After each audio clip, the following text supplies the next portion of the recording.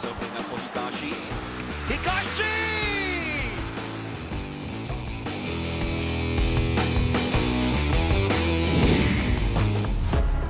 Debut di Piala Dunia 2022.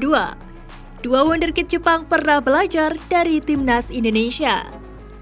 Flashback pada Piala Asia U19 2018 lalu, timnas Indonesia U19 besutan Indra Syafri pernah menghadapi timnas Jepang U19 di Stadion Utama Gelora Bung Karno. Kala itu pertandingan berlangsung menegangkan dan cukup seru. Namun skuad Garuda Muda akhirnya menerima kekalahan di angka 2-0. Hanya cukup 2 gol saja timnas Jepang sukses memupus impian timnas Indonesia untuk bermain di pentas Piala Dunia U20. Meski kalah, timnas Indonesia bisa memberikan pengalaman berharga untuk sejumlah bintang masa depan Jepang. Lantas, bagaimana kabar para alumni timnas Jepang U19 saat ini?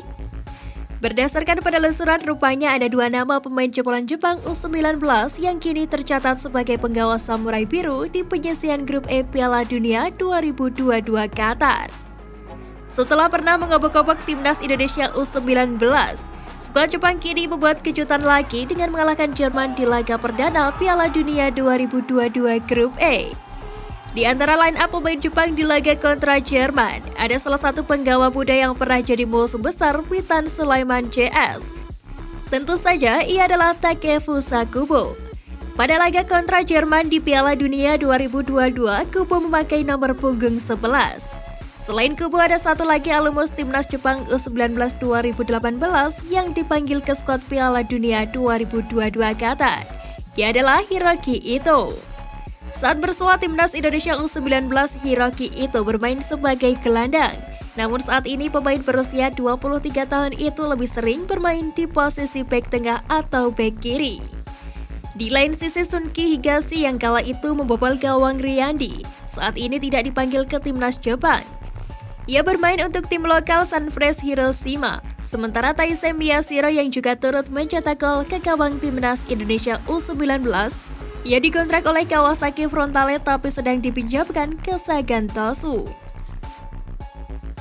Bedah formasi timnas Indonesia di Piala AFF. Ajang Piala AFF kini tinggal menghitung hari. Ajang terbesar di ASEAN ini akan digelar pada 20 Desember 2022 hingga 16 Januari 2023. Sejak beberapa waktu terakhir, timnas Indonesia memiliki barisan pertahanan yang kuat, sehingga Sintayong mungkin akan memilih formasi 3-5-2 dan rotasi jadi 5-3-2. Dengan hadirnya duo naturalisasi yakni Sandy Walsh dan Jordi Amat, lini pertahanan timnas Indonesia diharapkan menjadi lebih sulit ditembus lawan. Lantas bagaimana starting 11 timnas Indonesia di ajang Piala AFF nanti? Menggunakan formasi 3-5-2, Sintayong diprediksi tetap akan mengandalkan Nadeo sebagai penjaga gawang timnas Indonesia. Seperti diketahui, Nadeo sudah menjadi kiper andalan Sintayong di Piala AFF 2020 lalu.